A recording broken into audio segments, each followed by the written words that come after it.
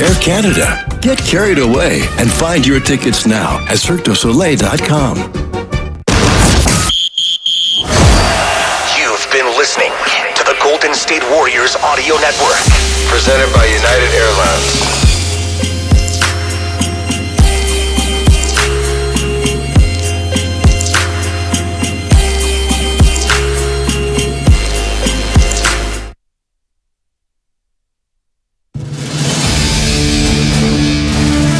This has been a presentation of Odyssey Sports. For even more coverage of your team, download the free Odyssey app and listen to your favorite stations, shows, and podcasts.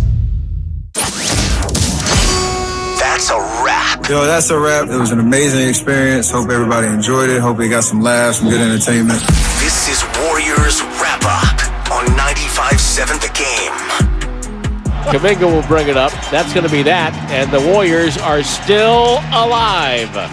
The defending champions, down 3-1, come away with a victory. The clock will run out. The Warriors win 121-106. And more questions, more thoughts as we head back to L.A. for Game 6 on Friday night.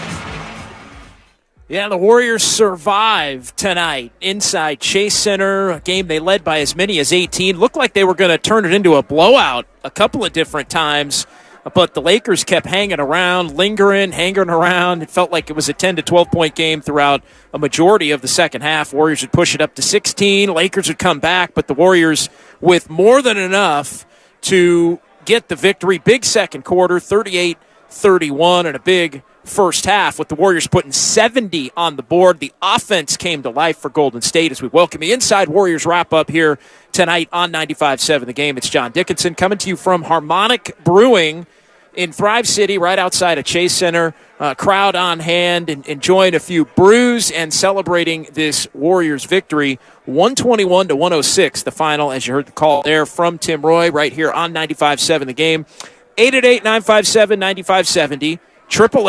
888-957-9570. That is the phone number to give me a call or shoot me a text here. We're going to keep this thing going all the way until midnight tonight, as we have done following all of these 7 p.m. playoff starts for the Warriors. And the Warriors have a shot back in L.A. on Friday night, back at Crypto.com Arena.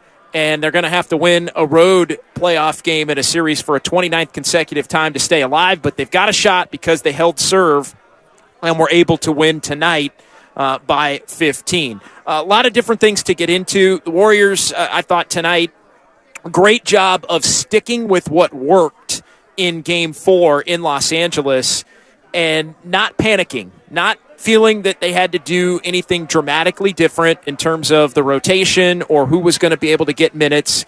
Gary Payton II in the Warriors starting lineup worked in Game 4. The Warriors got a lot of good shots. He got a lot of pick-and-roll buckets early in the game. His defense is game-changing when he's on the floor, and that part wasn't broke for the Warriors on Monday night down in Los Angeles. So the Warriors stuck with Gary Payton II in the starting lineup. He ends up being a game-high plus 25. He scored 13 points and just a tremendous impact on the game both ways for GP2. Where things changed for the Warriors was they had somebody else other than Steph Curry step up and help carry the scoring load. They hit 11 threes in the first half. That helps as well when you're able to do that. Now, Steph Curry still hasn't found his three-point shot. Klay Thompson didn't find his three-point shot, but the Warriors in the first quarter of this game had 6 different players make a three. Steph, Klay, Andrew Wiggins, Draymond Green, Gary Payton II, and Moses Moody each made threes. Moody made a pair in the first quarter. The Warriors were hot in the first half. The offense was rolling. Lakers, it was kind of an open gym style game for them, the early regular season feel before they made all the trades. I did think the Lakers were trying to coast a little bit in this game tonight and just see if they could hang around with their offense long enough to try and put a defensive imprint on it and maybe try to lock the Warriors down in Game 5. But the Warriors were getting off offensively, patient. Few too many turnovers, especially early. Those tapered off as the game went on. You had Steph Curry again in complete control, and the Warriors finally some secondary scoring. And this was a big-time performance from Draymond Green tonight as he goes for 20. Andrew Wiggins pitches in 25, 10 of 18, a very aggressive Andrew Wiggins offensively as he took the second most amount of shots on the Warriors roster in this game after Stephen Curry. He goes 10 for 18 and puts in 25 points. And the Warriors much needed Andrew Wiggins to be able to put an offensive imprint on this game. Draymond was attacking. Draymond was looking to score. He hit that three early and was really getting after it in the lane as well. As Draymond Green winds up 6 of 9, he got to the free throw line, hit the three, and Draymond Green just played like a man possessed in this game. Tom Izzo for Michigan State, his college head coach in the house, and Draymond was playing like a guy that wanted to impress Coach Izzo with the way he was able to really just impact things both ways. The Warriors were running. The pace was tremendous for Golden State. They pushed and pushed and pushed and pushed and pushed some more. And again, very much a comfortable offensive type flow to this thing both ways. Lakers were able to hang around. Warriors only up 4 after 1, but then a 38-31 second quarter, and the game by the end of the half with the Warriors able to go on a little run to close the half. 16-5 after the Lakers had tied it at 54 late in the second quarter. I thought that was the key to the ball game, where the Warriors gained separation in double digits that they would not relinquish the rest of the way. As the Warriors found themselves from that 54-54 tie into what would ultimately be a 70-59 lead at the half. You got Darvin Ham taking shots at Steve Kerr in his television interview on TNT with Chris Haynes at the quarter break after 1 and heading into the second quarter, saying the Lakers don't teach flopping. A shot back at Coach Kerr for talking about how the Lakers have been flopping around and trying to buy some calls. In this one, you have your nightly Anthony Davis injury scare, and we want to make sure we're tactful and appropriate on this. It was a legitimate one as he got hit in the face by Kevon Looney in the game, didn't come back, and there were varying degrees of report on Anthony Davis as Chris Haynes was all over this for TNT and Bleacher Report. Davis, the latest on him is that he has avoided a concussion, according to Chris Haynes, doing much better now. Darvin Ham mentioned as much in his post-game press conference as well, but it had been reported prior to that in the fourth quarter. Davis had kind of gone to the tunnel behind the Lakers bench and was experiencing some dizziness, and so he had been in a wheelchair, I guess, at one point because of some of that dizziness. And look, concussion-like symptoms are nothing to mess around with at all.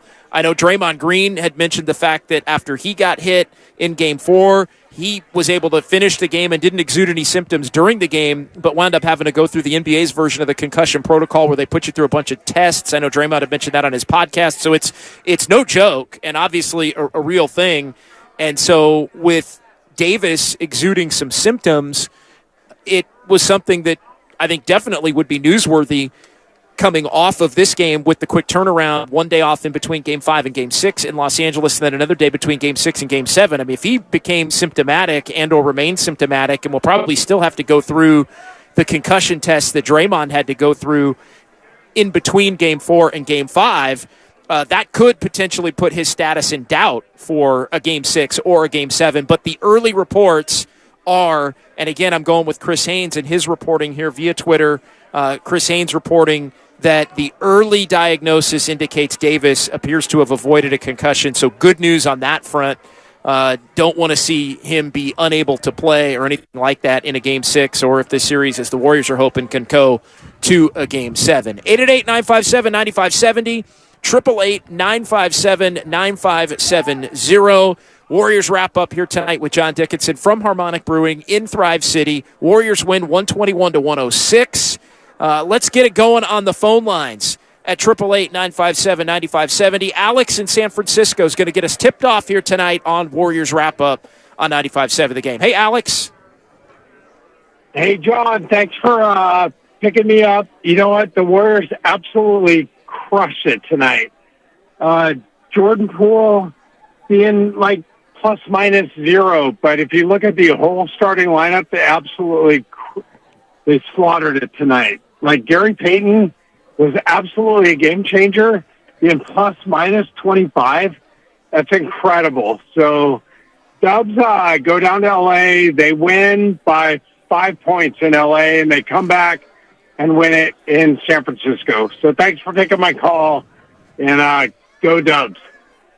All right, appreciate the call, Alex. Yeah, just so many more positive contributions up and down the roster for the Warriors in this game as you look at it. Jordan Poole didn't play great tonight in his 23 minutes, but he didn't kill the Warriors tonight. And I thought his performance was much more in line with some of the performances we saw from him in the Sacramento series, where he wasn't great, especially in Game 5 and Game 7 necessarily, but he did enough to buy enough time to where the Warriors can rest their other players that they want to have out there with regularity and not completely wreck the game in the process. And so Poole still doesn't have his three going. He's 1 of 6, but he was able to hit a couple of shots from 2. And again, no turnovers tonight. He had 4 assists. He kind of kept the ball moving and tried to stay out of the way for the most part. And that's exactly what the Warriors need, because the Warriors do not have the luxury of being able to completely go away from Jordan Poole. Steve Kerr did it in the second half of Game 4, and it's something you can play maybe once or twice a series. But with the Warriors now having to win 3 consecutive games, one of which they have down, you can't just play 6. You know, you can have 6 you trust, but you still got to probably play 8, even 9. And we saw the Warriors roll basically with 9 tonight. You're still going to need some minutes from Poole. You're still going to need some minutes from Dante DiVincenzo. Kevon Looney was much more impactful in this game tonight. 4 offensive boards to go with 4 defensive boards. He was commanding things as well with his screen setting. I know there's been a lot of conversation about the screen setting in this series, back and forth with the Lakers thinking the Warriors are maybe getting away with some illegal screens. There's been some illegal screens called where Steve Kerr had said, hey, I think the Lakers are flopping. You got Darvin Ham punching back on that. But the Warriors just getting much more capable and playable performance. You don't have to play great, but you can't be awful or completely unplayable. And the Warriors tonight got enough from Poole, a much more positive game from Looney. Moses Moody knocked down 2 huge 3-point shots for his 6 points and only played 10 minutes. But, again, a steady 10 minutes from Moses Moody. We talked about GP2 and his ability to really be a two-way force, getting to the bucket and getting some easy ones. He knocked down a corner 3, plus 25. And how about Andrew Wiggins? A much more aggressive Andrew Wiggins along for the ride with Steph Curry. Klay Thompson didn't have a great night shooting it, but this was one of the steadier Klay Thompson defensive games, and the Warriors are going to need him to make some shots, obviously, if they're going to go back to L.A., where it's going to be a lot more difficult. But the Warriors took advantage of what the Lakers presented them with tonight. It was a much more loosely played game. The Warriors' offense allowed the defense to relax a little bit and not have the game just be so tight and constricted to where it felt like the Warriors just were scratching for every single bucket they were getting tonight. Much more flow. I think the Warriors would take that if they could play tonight's style of game in L.A., but for whatever reason, the Warriors just don't make shots in L.A., which is a Friday problem. But as happy as everybody is tonight that the Warriors are able to get the win in this one, it's a problem that's going to come quick, fast, and in a hurry with the 1 day off in between the next couple of games. Galileo in Fremont is next. 888-957-9570. Hey, Galileo, you're on Warriors Wrap-Up with JD. Hey, JD, just coming home from the game. My word, that was outstanding. I love the burst to close the first half. Curry, hip-hop to his right with a 11-point lead. Second biggest lead.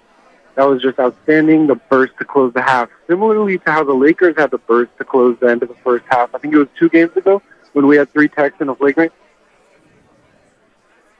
Yeah, 30-8 run at the end of the, going back. But, yeah, the Lakers had a run right there that basically put them up close to double digits. And at that point, it was like, this is a big-time problem for the Warriors. Yeah. Thanks, Galileo. Yeah, finish it. Go ahead, Galileo. You can finish up. Yeah, another thing I liked, like you mentioned, the flow was good. It was rhythmic. I think the crowd had a factor. They were doing good energy.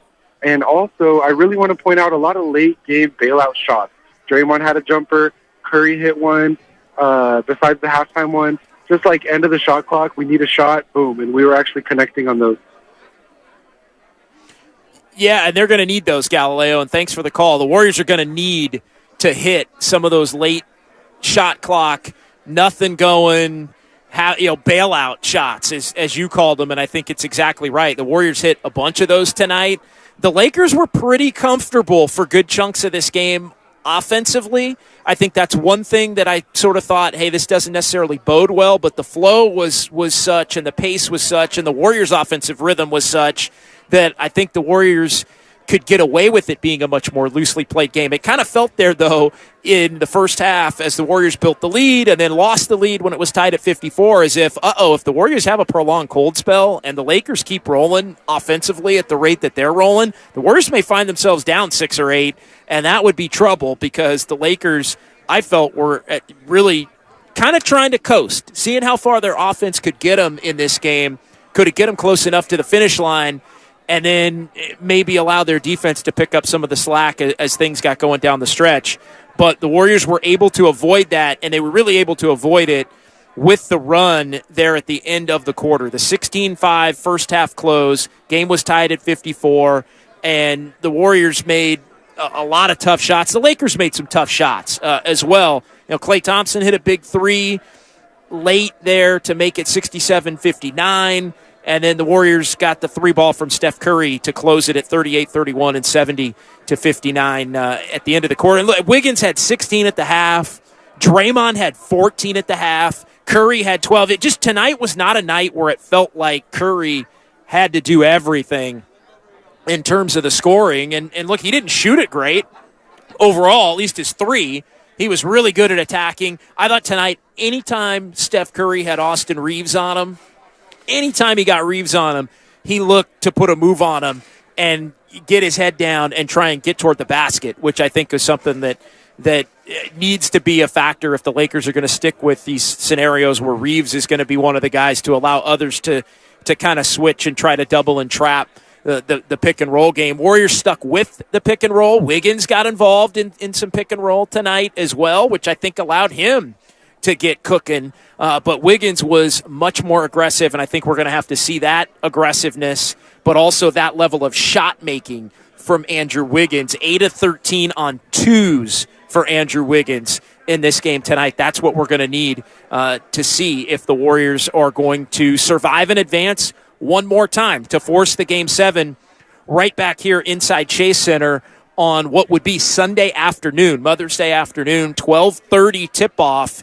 if necessary. Warriors, though, have to survive L.A. They haven't been able to win there, and they haven't been able to finish there. Played well in stretches, but just not enough shot-making for the Warriors, and down the stretch in Game 4 crushed them to a point where it is the difference. It is still the reason why the Warriors trail in this series 3-2, as opposed to maybe being up in this series 3-2. 888-957-9570. 888-957-9570. It is John Dickinson here on Warriors Wrap-Up on 95.7 The Game as the Warriors inch closer, trying to rally from 3-1 down. Warriors 121, Lakers 106 in a game that felt tight. It felt a little tight. Every time the Lakers were only down by 10, it was like, oh boy, the Warriors are going to have to keep answering, but the Warriors had every answer in this ball game tonight to allow themselves to prevail and get the win. Most points in any half of this year's playoffs. The Warriors go for 70 in the first half of this one. The last time the Warriors had 70 in any half of a playoff game, you go back to 78 in the second half against Memphis in this round, going back to last year's playoffs in 2022. 70 in the first half. You go back to a game at the Clippers where Kevin Durant was going off 4 years ago in Los Angeles. So the Warriors can put points up on the board in Crypto, used to be Staples Center, but they've had a tougher time doing it for whatever reason when the Lakers' floor and lighting is down. Andrew Wiggins, fourth 20-point game of his 2023 playoffs. I think this is the best game Andrew Wiggins has played in the playoffs. Forget about the sack series, and he had some moments in that series. This was the best game of the playoffs. Fourth one with 20, most impactful 20, and 25 for Wiggins in this one. Great stuff from Andrew Wiggins tonight as the Warriors just a much more effortless type game offensively, and that's what they're going to need. And I think another part of this thing for Golden State is the fact that they've been able to make Anthony Davis and make LeBron James work. Now, Davis ended up only with 32 minutes. I think he would have been closer to 40 had he not had the evaluation for a head injury that kept him out, and the dizziness and some of those things. But LeBron and Anthony Davis, the Warriors made him work. LeBron played 39 minutes. They were working at least offensively. They weren't really working as much defensively tonight. And so the game stayed close enough to where the Lakers, up until really the final 3 minutes, decided that they were going to hang around and put some pressure on the Warriors. I felt that going back and forth for both teams tonight, just the fact that they were both trying to make sure that they took a pound of flesh physically to lead back to Game 6. And I got the impression the Lakers didn't totally want to go full bore on the defensive side, wanted to just kind of hang around like they were doing for a good chunk of the night, save some of that energy on the defensive side, but also put pressure on the Warriors to have to make sure they really had to work, not have it be a complete and utter blowout to where they'd get to rest players and line things up for Friday. So I think both teams in their own way can make the case that as far as heading toward Friday, each took their pound of flesh in terms of the physicality and the up and down play. But the Warriors have to, I think, especially like how fast the game was played in this one. And they're going to need to run, and run some more down in Southern California Friday night. All right, back to the phones we go. 888-957-9570. Secret sauce of the game coming up here in just a few. But Junior in East Palo Alto is next on Warriors Wrap-Up following this big Warriors win. What's going on, Junior? Hey, hello? What's going on, Junior? Yeah, you're on the air, man. Okay, so pretty much, like I was saying, I think Wiggins deserves so much credit. I give Wiggins a lot of credit, and I also give Draymond a lot of credit because of the work that they put in. So pretty much, like I was saying, I think Wiggins deserves so much credit. I give. All right.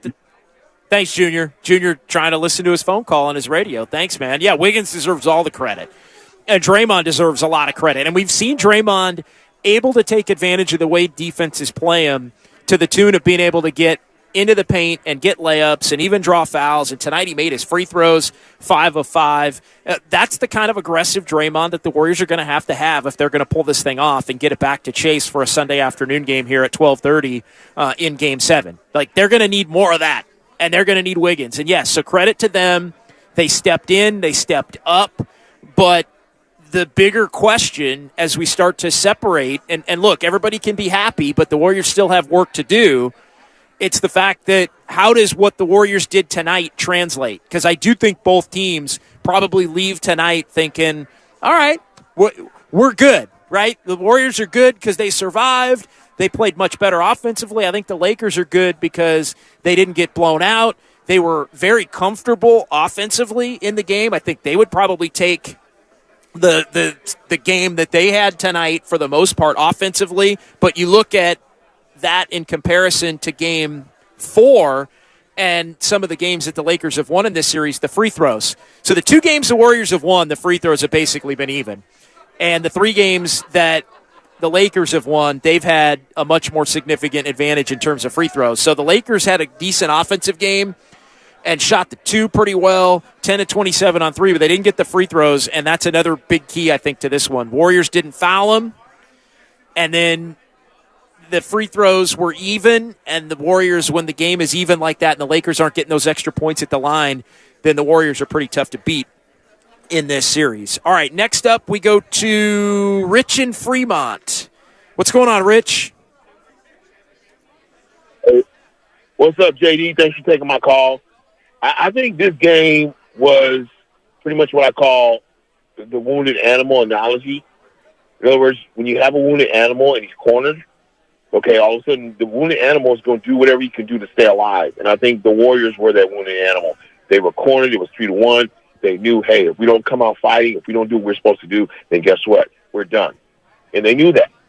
So what they do? They rallied as a team tonight. Tonight was team basketball. And that's something they haven't done, in my opinion, all season. But they did tonight.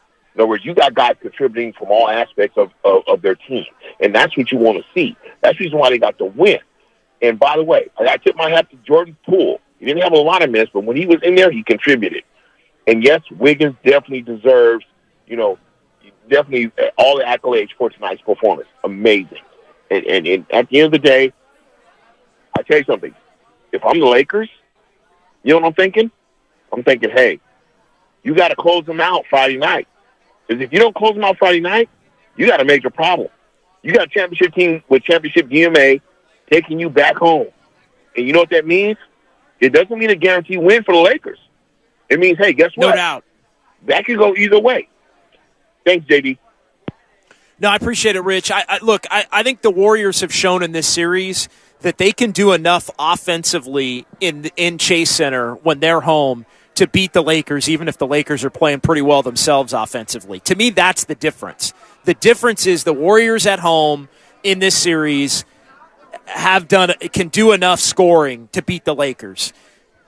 The difference is, and this is where I agree with you, Rich, as far as Game 6 and it being kind of the all-in game for the Lakers. And no, it doesn't mean if the Warriors win Game 6 that Game 7's an automatic.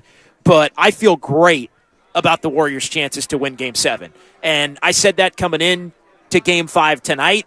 I said it on our Warriors Weekly podcast I recorded this morning with Matt Steinmetz. I said, hey, I'm feeling good if I'm the Warriors about the 2 home games, assuming you can play 2 home games, being down 3-1. And now the Warriors have checked 1 box. It goes back to L.A. for Friday night, and all of the pressure is now on the Lakers because the specter of the Warriors being a different team in this building, and I know the Lakers won a higher scoring game in Game 1, and that's not to say they couldn't do it again if the Warriors don't play well, but the specter of the Warriors just hitting a few more of those dagger shots and having a few more offensive contributors, having the game be a little bit faster paced. Maybe the free throws are evened. As they've been in 2 of the 3 games in this building, they've been evened, and the Warriors have won both of those games. That means you better get it done if you're L.A. Friday night. That's your shot. And I always say this in a playoff series for the team that's in the Lakers' position, the team that begins the series without the home court advantage. I always put it this way. The best thing and the goal for every team that enters a series without a home court advantage, the goal for them is to set up Game 6 at home with a chance to end the series. Like you have pitched a perfect series in a lot of ways. If you're the team that starts without home court, you steal one of those first 2, you win 3 and 4, and you set yourself up for Game 6 closeout on your home floor. But you better get it done. If you're going to take a shot at the champ, you better not miss. And the Lakers' shot to end and win this series is Friday night. Because that's where the Warriors have not been able to, in this series, do enough offensively. They get impatient. They get frustrated. They don't make shots. They don't make the most of their good play when they do play effectively. The Lakers have hit them with these quick runs to make the game even and I think make the game a slog to where the Warriors feel like they got to climb uphill all over again. And the Warriors broke in Game 3 in the second quarter, and the Lakers blew them out. And then you go to Game 4 in the fourth quarter, and the Lakers come back and they make it a close game, and the Warriors can't hit anything. They don't execute. Some bad possessions in those final 2 minutes, even though the Warriors probably did enough on both ends to steal that game in Game 4. And so that's the show. That's the series. Like that's this series is not a lock, but the Lakers' shot is Friday. And if they miss, the Warriors become the favorite to win this series in Game 7. So it's fragile, and it looked bleak, and it's only been done 13 times out of 290 or whatever the heck it is, or 277 or whatever it was we read it on Warriors Live. But that's the goal if you're that team without the home court, to be able to have a shot to close it out on your home floor.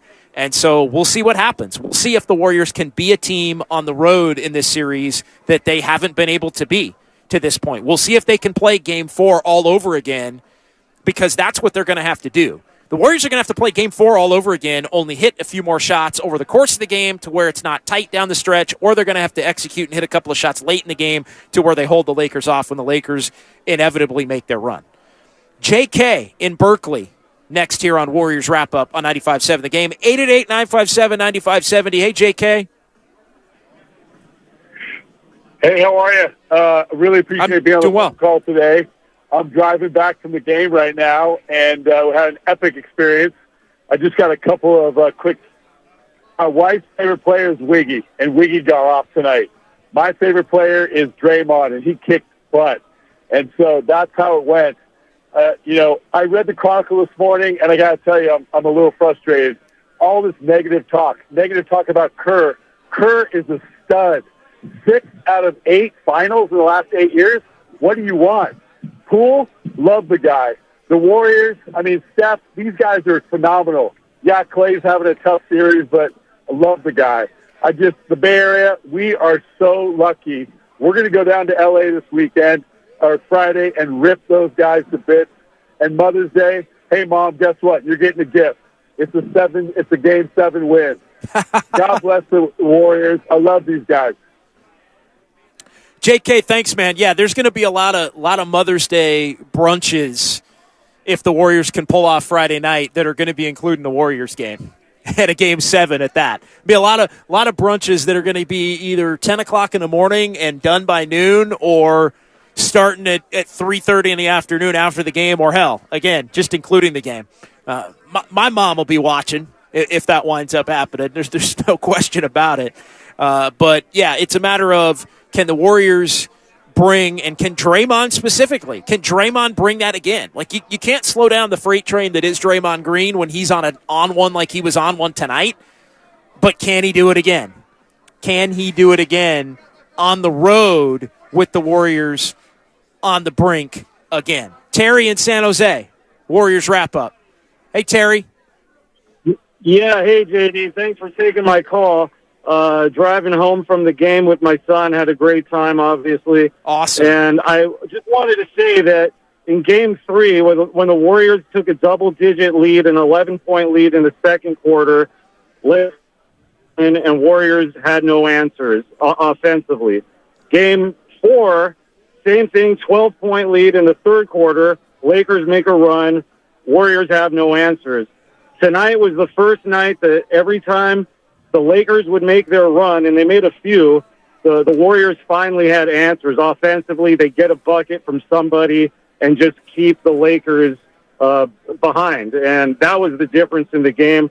I also thought that it was good that, in particularly, LeBron and Davis played up until, I know it was 2 minutes or so when they called everybody off, and played some heavier minutes with the short turnaround and Davis's injury history and LeBron getting up there in age.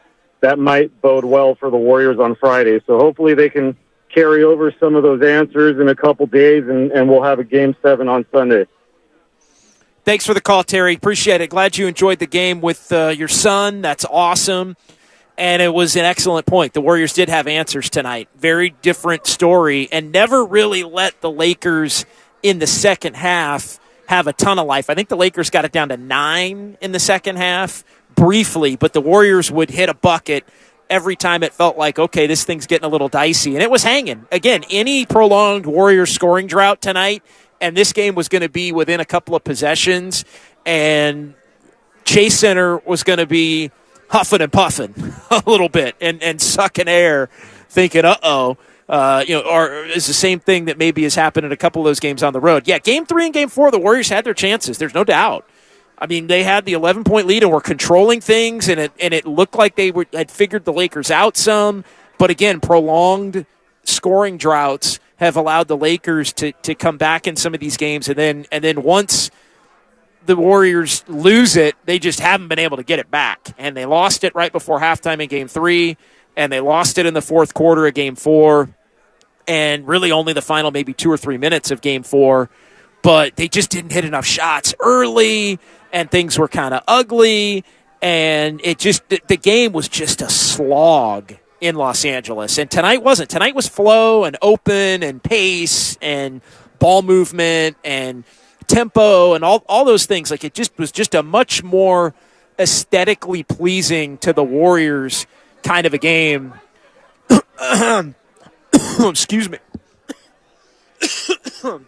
excuse me, much more aesthetically pleasing kind of game for the Warriors tonight compared to the games in L.A., and I think that allowed for them to have those answers that Terry was talking about. 888-957-9570, 888-957-9570. Philmo Mike is next here on Warriors Wrap Up on 95.7 The Game. What's going on, Philmo? Let me take a little sip here, man, as I'm coughing on 95.7. What's going on, my man? How you doing tonight? Cheers to you, brother. Oh man, I'm good. I'm chilling. I'm happy we got the win, extended our season. I love how the Warriors early on, they did play with pace, but on a couple of possessions when they normally kind of like think they're on a flurry, I think GP2 could have shot up a shot. He pulled it out. Curry could have shot up a shot within the same possession, and they slowed it down, pulled it out. So they was doing a great job of picking their times when they could go hard and when they couldn't, but ultimately they kept the pace up. Like they were running back down their butt a lot. You feel me? Like they'll get the rebound, and then I said this a couple days ago. All the time you don't got to foul. They did a great job of not fouling. You could take the ball out the rim and push it up the court right back. Even though they scored, you play good D, don't foul them though. Also, real quick, Draymond played excellent ball tonight. Van Gundy always talking about Draymond, how he's complaining, but we never mention the times when the superstars complain and they don't get the whistle because why? They're superstars. So I'm sick of Van Gundy always pointing out Draymond Green. Well, Draymond Green's complaining. Superstars complain all day and get the foul just because they're quote-unquote superstars. So I'm sick of that, and I love Draymond's fight. It's true. If everybody else talking, don't tell me to shut up. Everybody else is talking too. Thanks, Philmo. 888-957-9570. The Warriors were more patient, more disciplined, I thought, at different points, offensively and defensively in this game, and it paid off. And, yeah, bottle it up, Dre. Fly Tom Izzo in the private jet down to crypto Friday night, whatever it is. Again, bottle it up and be ready at 7 o'clock Pacific coming up 2 nights from now. Damon in Walnut Creek next on Warriors Wrap Up. Hey, Damon. Hey, yeah, I flew in for the game today from Utah. I go to college there, and I was just so hyped for this Game 5 win. I thought Draymond did spectacular, and so did Wiggins. We finally saw him kind of spring out. I know Clay was kind of slacking with 10 points, but, I expect a great Game 6 from him. And I have to also give it up to Looney. I was sitting right behind his parents. It was a pretty awesome experience. I got to talk to them after the game, and it's just been such a great postseason for Looney. His rebounding has been awesome, and I just have the highest expectations for them going into Game 6. I think they can pull it out, and we'll have a Game 7 on Sunday. So I'm really excited for it. Thanks, Damon. Be safe, my man, if you're heading back to Utah here after the big Game 5. Yeah, Kevon Looney was back tonight, 20 minutes, and this is not going to be a 30-minute-a-night Looney series. But he was, and it makes me think that maybe the illness was much more of a thing for the last couple of games because Looney was an effective player in Game 4. I know you go back to Game 2, and JaMychal Green got the start, and Looney was going to be unable to play a lot of minutes, and then they kind of went away from him in Game 3, which made sense. Didn't play a lot, but was effective in Game 4, and this isn't going to be a heavy Looney time, but you need a backup center, and I think Kevon Looney is able to give you more than JaMychal Green at this point. And, they got their one game out of JaMychal Green. He hit some threes. He helped them. Lakers made the adjustment. Didn't work in Game 3, and now you're off of JaMychal Green for the remainder of this series. But you need a backup center. And so if Looney's not going to start and they're going to stick with GP2, and, yeah, you're going to stick with GP2 in the starting lineup because that worked. It worked now in each of the last couple of games in setting up the Warriors with chances to win. So you still need 15, 20 minutes from Loon. And Loon gave him a couple extra possessions with the boards. His screens were really good tonight. Some of the assist game was good. He was playing position defense at a high level with a couple of steals and had a block shot. And so, again, not a high-volume Looney, but you're looking for playables. And the Warriors trust Kevon Looney. And so Kevon Looney's somebody that can be out there on the floor because you can't play only 6 or 7, and you got to have somebody spell Draymond for the time that he isn't going to be out there, and Kavan was able to do that tonight. All right, one more here before the top of the hour break. 888-957-9570. Got a couple of phone lines open. John Dickinson here on Warriors Wrap-Up.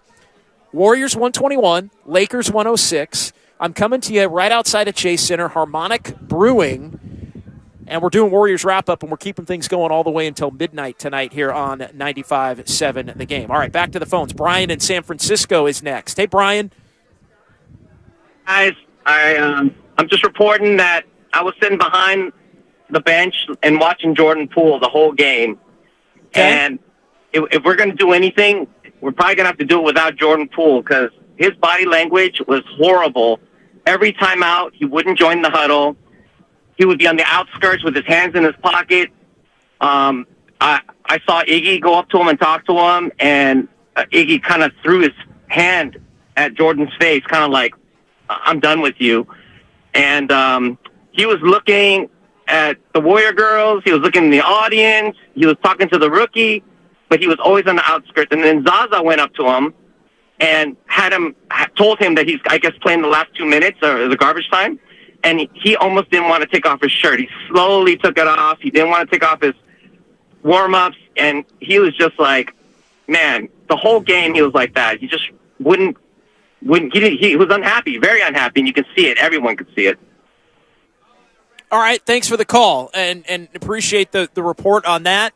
He may not be happy. And look, I don't know if he is or he isn't, and I don't want to infer too much. It would make a lot of sense if he wasn't happy, but the Warriors can take what they got from Poole tonight on the court and live with it and get through this series and move on to the next one. And at this point, you know, whether he's happy or not happy or whatever it is, or wants out or they want him out or he's coming back now, like none of that stuff matters right now. What matters is can you get enough from him to win Game 6 and force a Game 7, then can you get enough of him at a Game 7 to win the series back here on Sunday. And so all of those things, I think, if true, and we don't know they are, although, again, at this point, it wouldn't be hard to believe. If he gives them what he gave them tonight and doesn't wreck the game, they got a shot to win the series. And if they've got a shot to win the series, again, that's all that matters at the end of the day. And the rest of it, as far as where he's at and where the team is and all this other stuff and roles and young play, like all of that's going to get sorted out in the offseason. It's just a matter of when is that offseason going to begin. And if you're the Warriors, you want to make that as far out as possible. All right, secret sauce of the game. Why did the Warriors win or lose? It's brought to you by Proposition Chicken. This chicken goes 3 ways, fried, flipped, and fake. Now available 9 Bay Area locations, or you can order at propositionchicken.com. And the secret sauce of the game tonight for the Warriors, Andrew Wiggins. Andrew Wiggins, getting a little more offensively from him, and really everybody pitching in offensively for the Warriors. Draymond Green, got to make him part of the secret sauce, going for 20 points, 10 boards, 4 assists, attacking the basket. Andrew Wiggins was much more aggressive in this game tonight.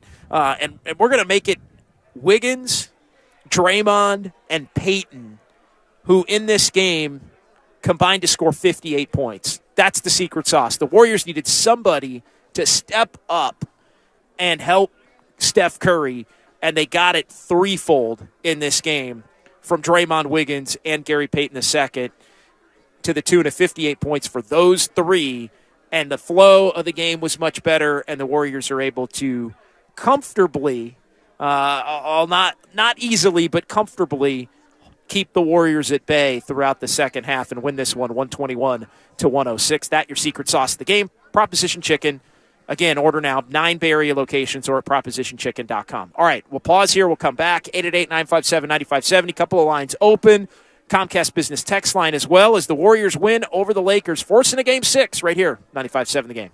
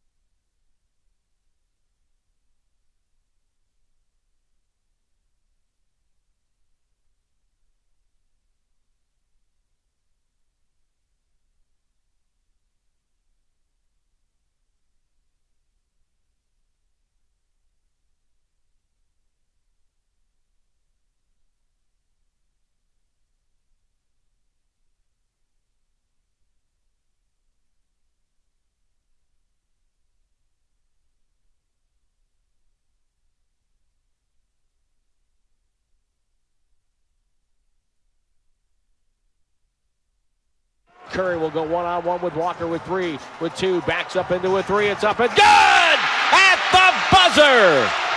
Golden State will take an 11-point lead into the locker room at halftime. Now back to Warriors Wrap-Up on 95.7 The Game.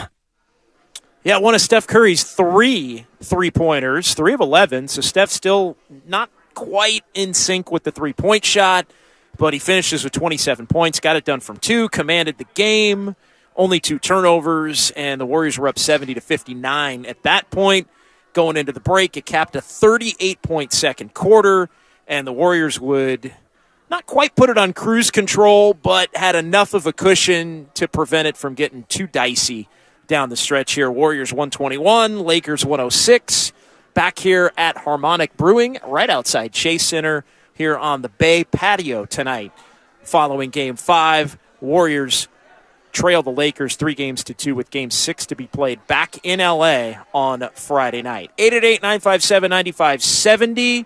Let's get back to the phones, and that means Al in Alameda up first here. This segment, top of the 11 o'clock hour. What's going on, Al? Thank you for taking my call. Hey, my first take here right now is, when AD got, some kind of injury there, 4 or 5 minutes left. They were only down, I think, by 12 points. And I don't know if they just threw a towel for him and say, look, sit down, we'll take this to the next game. He wasn't really that, to me, he wasn't that serious about injury. Okay, and they just, it seems like you say, okay, you might lose this game or not. Okay, just sit down. Seems like he was tired also, and also LeBron James. I think they got the felt like, oh, we're not going to win this game, and that's why they said, okay, get him out here now. Okay, we're going to give him a rest and give him a towel for him. And also, I noticed Clay and Kerr never had that real game yet, not yet. And I'm expecting them to show up the next game. And if that happens, watch out. We go home on 7th here in Chase. I mean, that would be real nice. It would be like a repeat of 2015 against OKC. So right now, I think the pressure is with the Lakers the next game. If they don't close that out, watch out. Here we go again. Thank you very much for taking my call. Thanks for the call, Alan. Look, Anthony Davis, I do think, was legitimately not feeling well. I know it had been reported he was in a wheelchair. I think part of the reason he was in the wheelchair was because of dizziness. I know Chris Haynes had reported that. And then Haynes had reported that it looks like he's avoided a concussion. Now, dizziness and all of that, inability to stand, that can be considered concussion-like symptoms. And as we mentioned here earlier, the fact that Draymond Green had gone through on his podcast after Game 4 and detailed all of the different things that he had to do and go through in the concussion protocol to be cleared to play over the last couple of days. Now, he didn't reach a point where he had to come out of the game on Monday night in L.A., but when Draymond took that shot to the head, he ended up having to try to go through a process. And so it's an extensive one. I think the early signs, again, according to the Haynes report, although the dizziness and all of that would be something that I think would at least require further evaluation, it's definitely good news. I don't want to say it wasn't legitimate what Davis was going through, to be perfectly honest. And if he was dizzy and couldn't stand and they wanted to put him on a wheelchair to get him to the locker room or whatever, I mean, so be it. Like, I know we're in a day and age where people want to come down somebody's road and it's, who's reporting on what side. And I know there's been some other things with Chris where I know Warrior fans have gotten a little annoyed as far as like kind of thinking that he's only reporting the Lakers side of things, which, Haynes is one of the best in the business. I will say that. And so I don't think there was necessarily an embellishment there, but the Lakers did very quickly post-game let everybody know that they didn't think it was that serious. And I think part of that is the fact that, you don't want to, if you're the Lakers, put things in the hands of the league as far as the concussion protocol. So I'm glad Anthony Davis is feeling better. And after being dizzy and maybe needing a wheelchair, we'll see what the evaluation looks like here moving forward. Josue in Fremont, next here on 95.7 The Game. Hey, Josue. Hey, JD. Hope you're enjoying your brewski over at the brewery. Oh, yeah, I'm having a Kolsch right now, Josue. I am. Cheers to those on YouTube and Twitch. Appreciate Jimmy and everybody here at Harmonic. So what's on your mind tonight? A few things, but I'm glad you're enjoying yourself, man. The kind of a hopeful takeaway from this game, I hope AD's okay, and I hope he plays in Game 6. But, before his injury, I think a caller just said, we were up 12 before he got injured, and he was playing well. So that was good. That was like the first time he was playing well, and we were leading. So that was kind of a nice sign and a nice change of pace.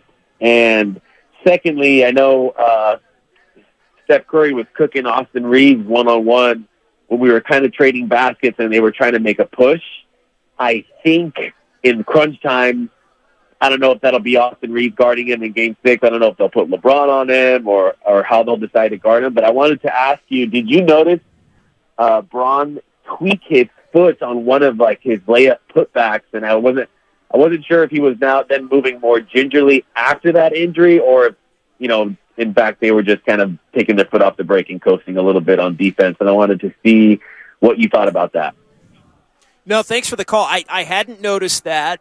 And the one thing I will say on that note, Josue, is when you look at the injury report, and I'm going back and looking at the injury report, both Davis and LeBron have just perpetually been on the injury report with foot soreness. And so when you look at it, he's been, that's something. So they've both been dealing with it, I guess, at this point. And so, to have him maybe, they're always every night on the injury report, and then they come up as probable, and then an hour before the game or whatever, the Lakers put out a tweet that says, "Hey, they're both playing," which obviously everybody knows they're both playing because they're both fine and it's the playoffs and all of that. So that's something to keep an eye on. I'm not sure if Darvin Ham was asked about it in their post-game press conference. We'll have to wait and see. But, it's definitely something to keep an eye on for both of those guys. As, they both have dealt with foot issues throughout the course of this season. They've both missed time with foot issues. And they're both older players, and they're both having to play at an extremely high level to help guide the Warriors, or the Lakers, rather, through this series to potentially beat the Warriors as well. 888-957-9570, 888-957-9570. It's John Dickinson here on Warriors Wrap-Up on 95.7 The Game. We'll go ahead and hear from the head coach of the Warriors, Steve Kerr, coming up here in just a second.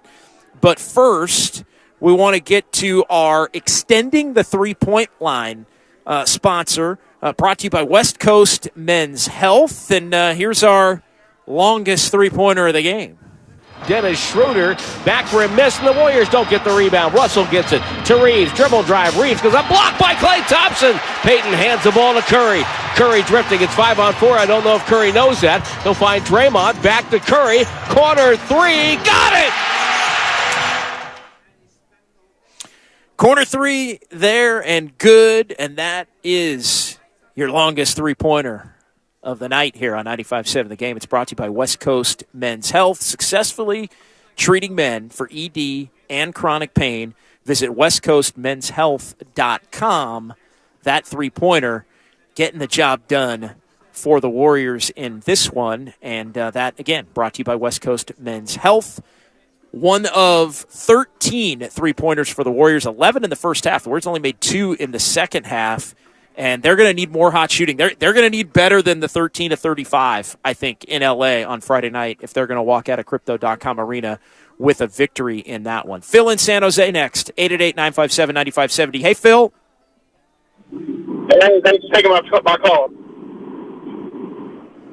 You got it, my man. What's on your mind? You there? Oh, yeah. So, yep, I got you. You know what, man? A couple things. You know what? I love the pace the Warriors had last game. I think they came out of the gate just full throttle, and you can tell it affected the Lakers. They were gassed. LeBron was gassed.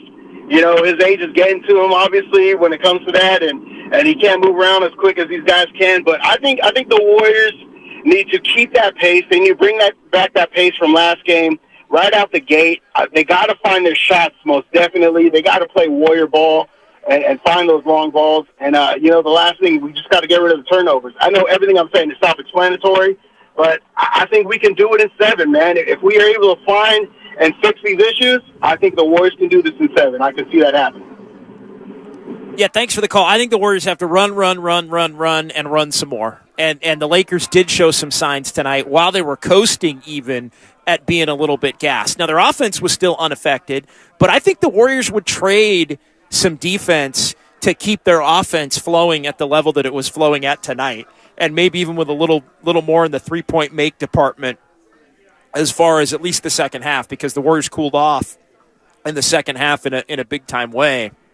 And so, yeah, I think the Lakers are probably happy with this game and the way that they played and getting out of it, assuming Anthony Davis is healthy. But the Warriors have to keep their foot on the pedal, I think, in a big way here. All right, let's go ahead and hear from the head coach of the Warriors, Steve Kerr, as he met with the media in the Bill King interview room following Game 5. Warriors end up winning it by 15, and here's the head coach of the Warriors. Besides, obviously, just providing another scorer on the floor, when Draymond is aggressive like that on offense, what does that do for your team? Yeah, I mean, I think there's a stat somewhere. Raymond's got it for sure. When he scores a certain number of points, we usually win.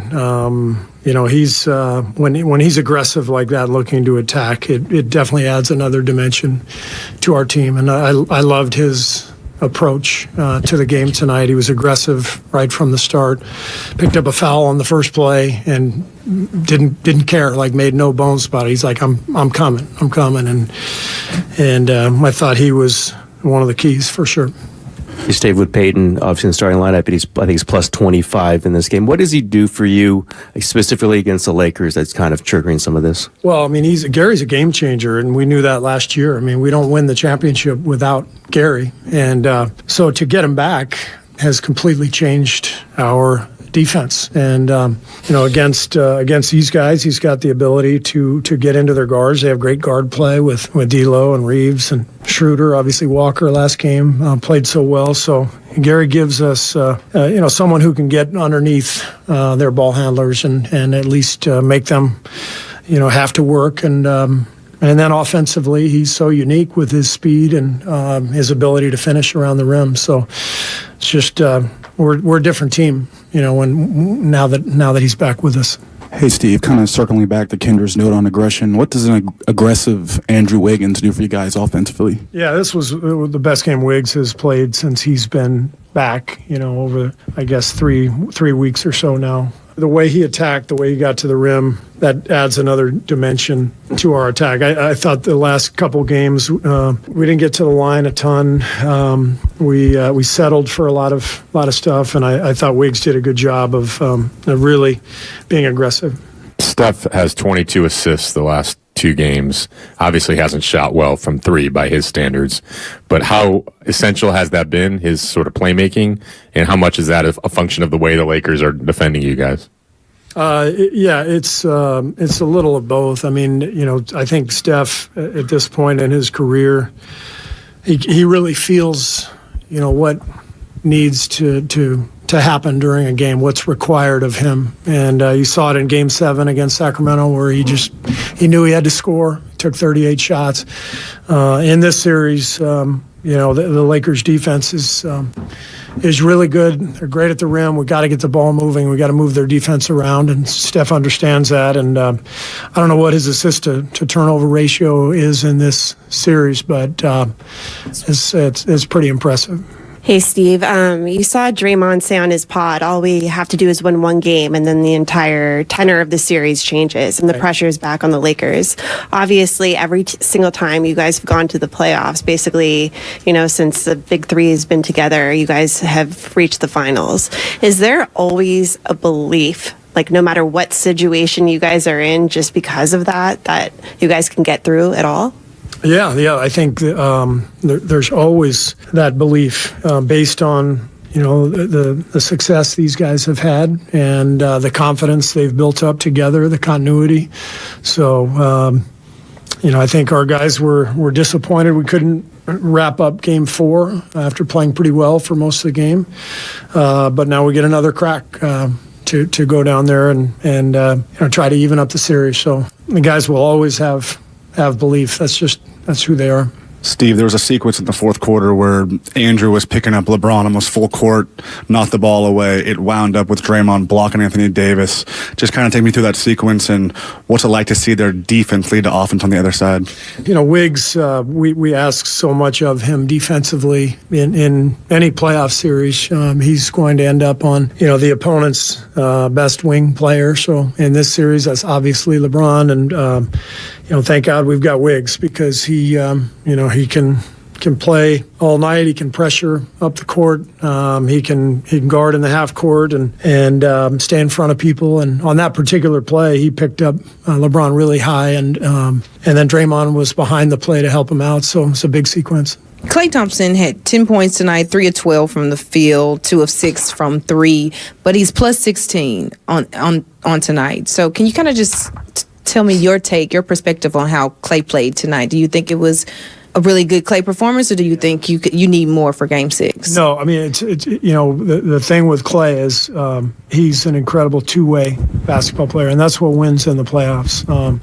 Shooting comes and goes, even for the best. But if you can defend, which Klay obviously can do, then you can help a team win a playoff game, and in Klay's case, a lot of playoff games. And so the great thing is we know Klay's due for a good shooting night, but whether it comes or not, we know his defense is going to impact the game, as you said, plus 16 in 37 minutes. So he's doing a great job out there. Steve, AD's obviously had a huge impact on the series. You guys end up with 50 points in the paint tonight, pulled him away a little bit. How did you feel about handling that impact? And are there times when, as great as he is, that you guys need to be more aggressive at the rim? Seems like there's just a lot of playing through. Yeah, I mean, he's so good that you have to try to move him around. And, they did some different things tonight. They started switching more on pick and rolls. But Davis is a guy that you've got to find the right balance. You have to respect his presence at the rim, but you also can't shy away from it. So you got to understand if you have an angle to attack, you got to take it. And if he's there waiting, and that's a great time to make a jump stop and swing the ball to the other side. And I thought our guys did a pretty good job of navigating that tonight. You mentioned the need to move them around, move him around defensively. Also, obviously, the pick and roll has been an effective strategy in this series. They switch too, as you mentioned. How do you balance wanting to move them around with your traditional motion stuff with, obviously, I guess going heavier pick and roll? Well, that's sort of the game. For us in the playoffs is we traditionally play a lot more pick and roll in the playoffs, and we didn't go as heavy tonight on that as we did in Game 4. But it's always a blend. A lot of what we do is after the pick and roll. So if Steph doesn't have a shot, it's the movement that results from moving the defense around, and maybe the ball swings and Klay gets a jumper, or Jordan, or Wiggs. So it's still whatever you do, whether it's motion offense or pick and roll, you're still just trying to get a reaction and draw two defenders and then move the ball. And if our spacing is good and we're making good decisions, and we can be effective either way. Steve, you guys were obviously one loss away from elimination, but with Draymond, you've said this to me the other night. You were saying that when he doesn't play well, you guys lose, he always comes back. Tonight, did you anticipate this was going to come from him early on? I mean, did you see it beforehand, or did you sense it? I think you just expect it in a situation like this where you're facing elimination. Draymond is one of the great competitors I've ever been around, so you just expect him to bring it. I didn't say anything to him. He doesn't need any pep talks from me, that's for sure. Steve, to follow up with that, great energy today, and it's been tough to bottle that up and then take that down to LA. But in this case, do you think, well, not do you think, but in your coaching strategy, would you pull Draymond aside and talk about his, how great he did today, and just kind of replicate that for Game 6? I think that's what coaching is about. It's not just drawing up plays or figuring out the strategy. It's just communication, and whatever I feel a player needs to hear, whether it's from me or somebody on our staff, then we try to make sure we communicate that. And Draymond and I we've known each other 9 years now, so we have a good feel for each other, and I think we see the game in a very similar manner, and we talk all the time. I say it a lot, this is a collaboration, and a lot of times in film sessions, the players will speak up and we'll make a decision based on how they feel, and that's how this works. So we gotta make sure we keep that connection going. Speaking of what guys need to hear, what did Jordan Poole need to hear after the last game and sort of how he came back in this one? I'm not sure what he needed to hear. I think what Jordan knows is that our guys support him. Our guys love him. Coaches, teammates. He's a great young guy. Everybody loves being around him. He's had a lot of success, and this year has been up and down. And so his teammates just want him to know that they're there for him, and that's what it's about. I thought he was much more aggressive and under control tonight. No turnovers. He really looked to score and get his shot going. He looked a lot more like himself tonight, and I think all the guys are happy to see that because we know he's capable of so much. And again, tonight was passable for Jordan Poole. As we welcome you back inside Warriors wrap up here. Harmonic Brewing outside Chase Center. Warriors get the win. Warriors can deal with tonight's game from Jordan Poole a couple of more times. Now, you'd sure love to have him be more efficient in scoring and it be a pool party. I think Warrior fans would love that. But you can live with tonight as he continues to kind of figure it out. A couple other just quick things here. The pick and roll balance. Warriors didn't do it as much, but they weren't afraid to do it as well. And when they did it, they really were able to get their offense flowing. I think trying to save some of that, not give the Lakers too much of an adjustment to make before Game 6 is part of the equation there. And how big was Moses Moody? Definitely think that needs to be pointed out. His ability to thrive and be an impact player, not only in this series through 5 games, but the last 6 games of the Kings series as well. Moody was impactful. And I'm going to just give a quick hat tip to Moody for being able to be effective while playing limited minutes, because that's been the ticket to his success that others, whether it's been Jordan Poole at times or Dante DiVincenzo at times or Jonathan Kuminga especially at times, none of those 3 have really shown the ability to be as effective in limited minutes. Moses Moody has shown that ability, and that's why Moses Moody maybe has been more productive more consistently than any of those other players in the playoffs that I've mentioned. And so that is just mature and on point, and it's how a dude who didn't really play well in the regular season when he got opportunities becomes a key rotation member in a playoff series. So big-time hat tip to Moses Moody for being a pro at the age of 20. All right, we'll come back. 888-957-9570, 888-957-9570. More post-game sound. We do have a couple of lines open. I will get to some messages via text on the Comcast Business text line as the Warriors win 121-106. Game 6 Friday night, right here, 95.7 The Game.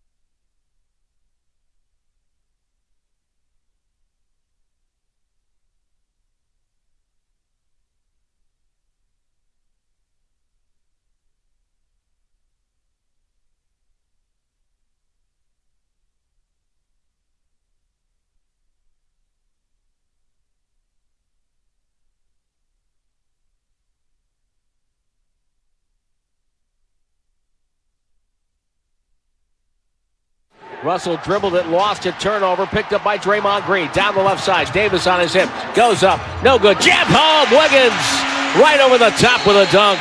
Timeout, LA. Tell you what, if I'm Anthony Davis, I'm looking around even at LeBron going, anybody going to help me? 25-7 run, 79-61 Warriors here in Game 5.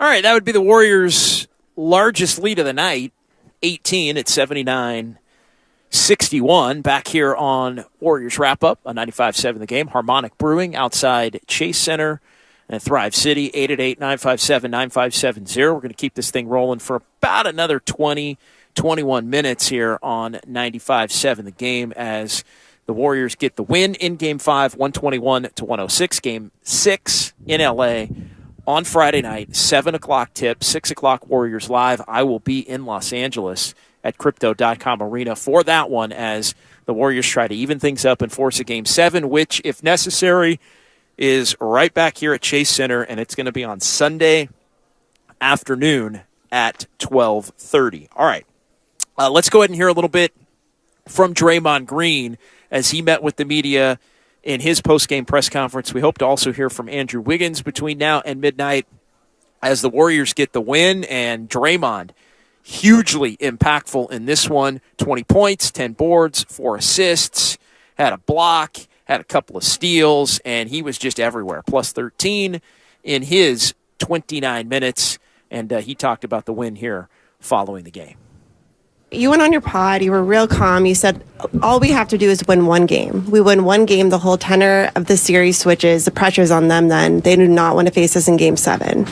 How have you been able to just, basically every time you guys have been to the playoffs, you guys reach the finals. You've never lost to a Western Conference opponent. Mm-hmm. How have you been able to sort of channel that confidence and just have such a deep belief regardless of what you guys have faced? Well, I think, number one, we have a coach who's one of the greatest winners in NBA history, and you lean on him in situations like this.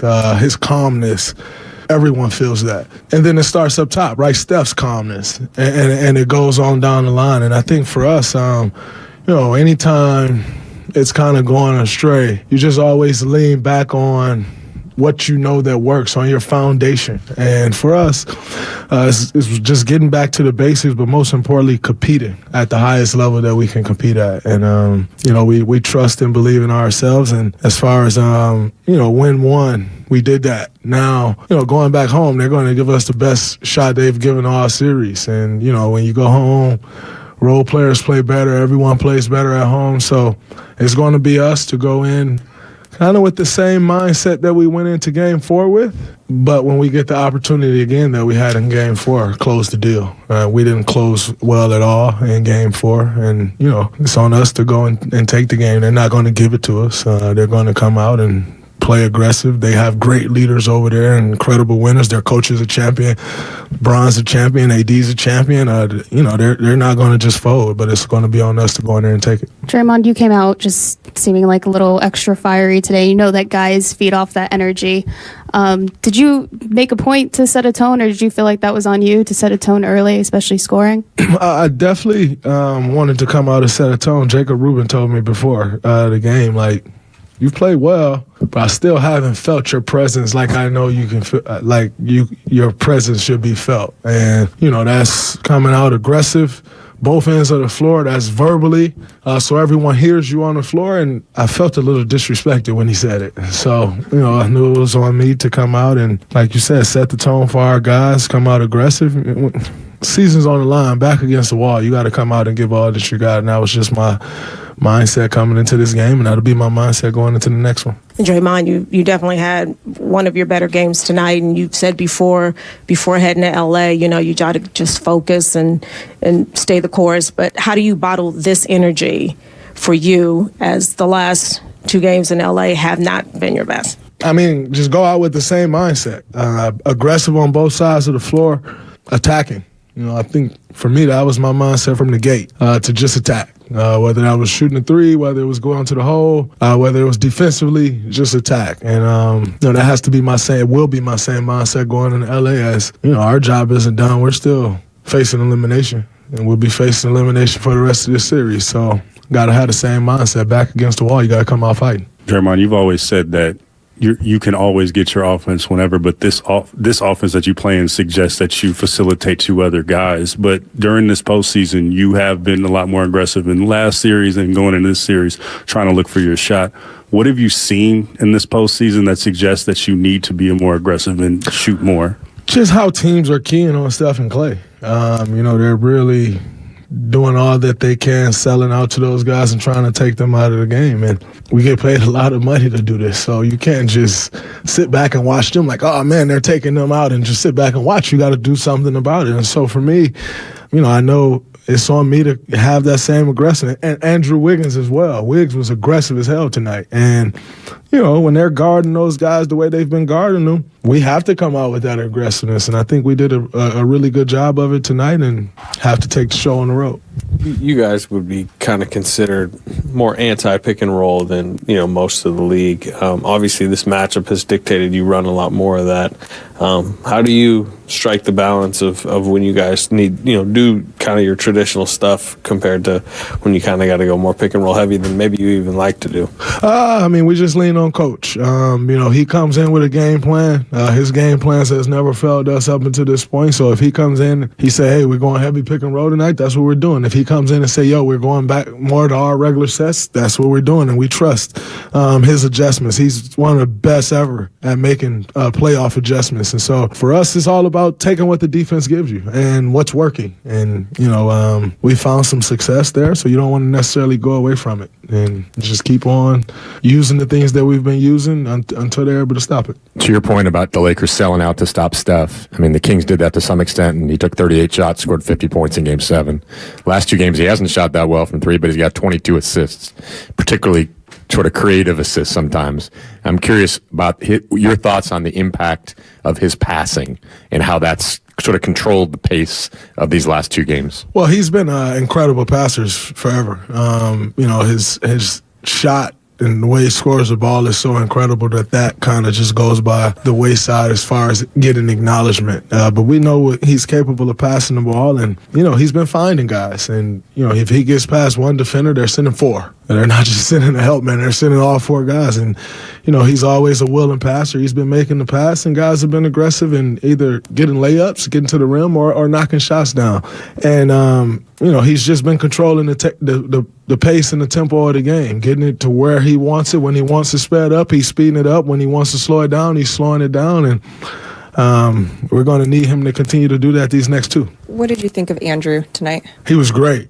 Super incredible, super aggressive on the offensive side, and, it's what we need from him. He is sometimes our second scorer, sometimes our third scorer, depending on the night, and we always need that aggressiveness. I also thought his aggressiveness on the defensive side of the ball was great as well. He met force with force, put up a lot of resistance, and two-way Wiggs. When he's playing like that, we're very tough to beat.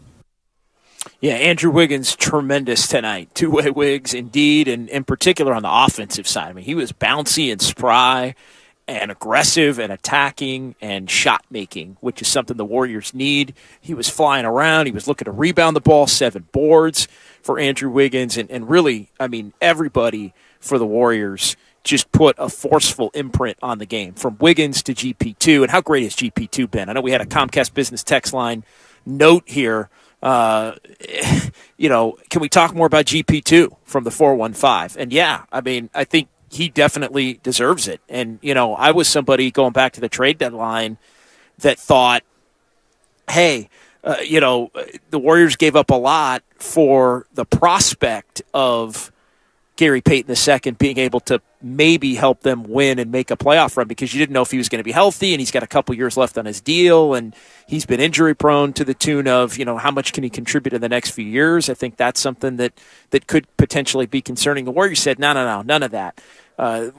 We've done our due diligence. We think he's going to be healthy. And as Steve Kerr mentioned and Draymond echoed, game changer both ways, really, in this series. I mean, he scored the ball enough in the last couple of games to help the Warriors, but defensively, hustle, he sets a tone and has been a big part of the reason why the Warriors have played so much better in these last two games collectively. As Draymond mentioned, didn't finish Game 4, but got to go back down there, try to do a lot of the things you did well. No panic from the Warriors down 3-1. They took the things that they did well, and they applied them to the game tonight, and they got bigger contributions from everyone. Wiggins, along with Jordan Poole, Moses Moody, Kevon Looney, and others, and they wind up winning the game with much more offensive flow, 121-106. All right, back to the phones quickly here on 95.7 The Game before we hear from Andrew Wiggins as well. And on the phones, we go to Chris and San Leandro here on 95.7 The Game. Hey, Chris. What's up, JD? What a great win. There's a few boxes that were checked. Wiggins has to be the second best player on the team. He did that. Draymond was offensively aggressive. He did that. Clay, we know this throughout his whole career. He's super streaky, so I'm still positive that when that fuse is lit, he's going to be incendiary. I have a question for you, though. Do you think Stephen Curry has to have that Game 4 Boston game, that Game 7 Kings game here in Game 6 for us to win? It would help. It would sure help. I mean, the one thing that's left unchecked tonight, and I think it is a good thing that the Warriors were able to win without Steph having to do that. But I think if Steph does that, the Warriors are going to win this series. If he does that in Game 6, if Clay has one of those epic Game 6s, and that was kind of the thing I was thinking as this game was unfolding, I thought, and the Warriors were so hot from three, I thought, well, you don't want this to be the game where the Warriors have the hot three-point shooting game at the expense of maybe needing it in a Game 6. And, of course, you got to survive, and you take Game 6 at its value. But I think the Warriors, when it was all said and done tonight, were able to win with a much better offensive performance and much more contributors. But they still, they need to have one of the hotter three-point shooting games on the road. And if that means Steph goes off, great. If that means Clay goes off, great. I do think they're going to need somebody in the road game. I think we've seen how they can win home games, right? We've seen in Game 5 how they can win home games. There's just more flow, more energy, more pace, more juice. The role players and maybe even some of the regular players are able to play better at home. I think that's something the Warriors have had when they've played here inside Chase Center in this series. On the road, it's just been much more of a slog. They've had fewer players play well offensively, and so if there was a game where you need Steph or Clay to have a legendary type performance to win and to maybe keep a team at bay at the level that they weren't able to do in Game 4 when they had a lead but never quite could extend it to a point where you really put the Lakers in a big-time vulnerable position, Game 6 is the night for that game. Now, I'm not saying it has to be 50, but I'm not even saying it has to be Game 4, but it has to be in that category. It could be 37, but a really super efficient with a couple of daggers 37. I'm not saying it has to be Game 6 Clay, make 11 three-pointers, but Klay Thompson needs to, if Klay Thompson could make 6 or 7 three-pointers on Friday night, that would be a big-time help. And so, no, I don't want to put it in a box and say you absolutely have to have it. The Warriors damn near won Game 4 without it, and they were in a pretty good position for almost the whole first half in Game 3 without it. But I think there are different ways they can win Game 7 without it. I'm not sure about Game 6, and I laid that out earlier today. I've kind of reiterated it at a couple of different points, the fact that this team's going to have to be able to score at a high level more than they've been able to this point on the road. And however they do it is however they do it, but I think the best opportunity to do it is to have Steph and or Clay just have a hot shooting nuclear type performance, and you play buttoned up and you do all of that.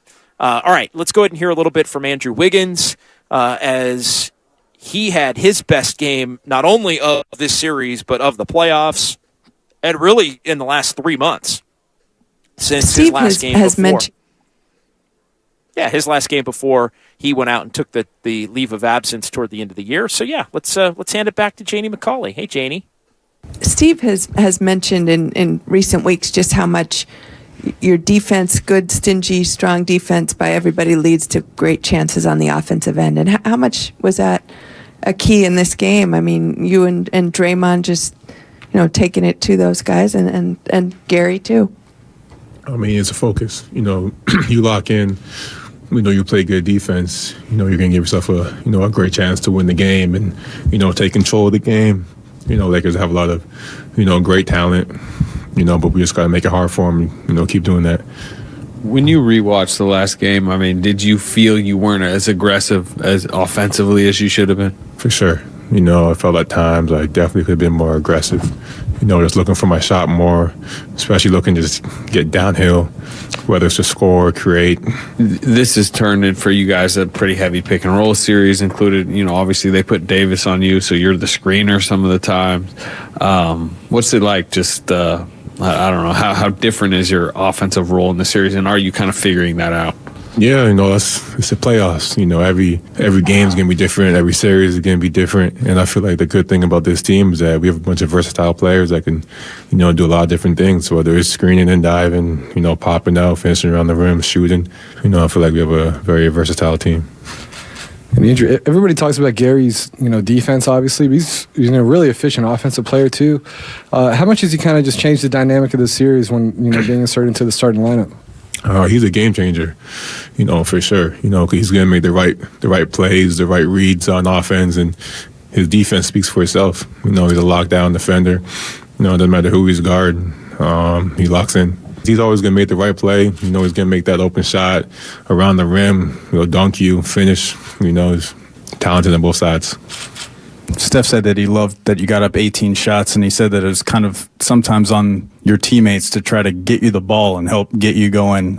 You seem like a pretty laid-back guy, but are there ever times during the game where you think, hey, I've got a mismatch, hey, I've got it going, and you have to kind of demand the ball a little bit? We have a talented team. We have a lot of guys that can, put the ball up and, score the ball.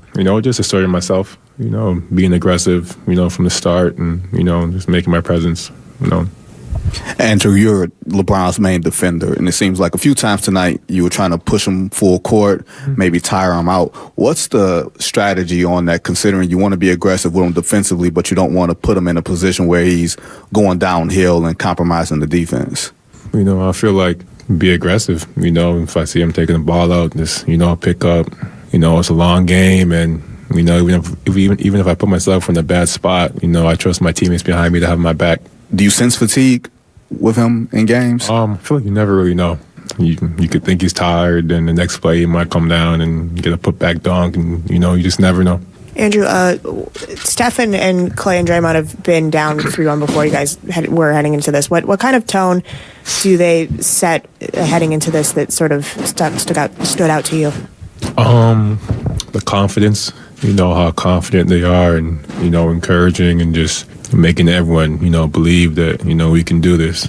Just day by day, game by game, possession by possession. Just giving ourselves a fighting chance. How much did that inspire you? And obviously, maybe looking at the film, that helped you get more aggressive offensively. But mentally, where were you at heading into this? I was locked in. I was locked in. I feel like the whole team was do or die now. So we have nothing to lose but to fight. You ever been a screener this much in your career? I feel like in the Boston series last year, I was screening a lot too. So, do you? I mean, is it? Maybe you can go back to that series. But is that different for you? I mean, it's definitely different, but I don't mind it. I feel like it's another way to get involved in the play and make something happen. Andrew, Coach Kerr said this is probably the best game you played since you came back from your extended absence. Do you agree with that? And did it take a little while, maybe just get a rhythm after missing 2 months? For sure. I feel like it's probably been my best game back. Just all around, defensively, offensively, and just doing things. Push forward and get the win. Hey Andrew, you were out for a while, and since you're back, you're almost like playing every other day. So how do you feel, like how your legs are? I feel good. I feel like everyone at this point in the season's all banged up and bruised. But I feel good, not fresh, but good enough to compete and try to get into the title. Good enough to compete. It was good enough for the Warriors tonight, but bottle it up again, like I mentioned about Draymond Green, and get a little of that for Friday night in L.A.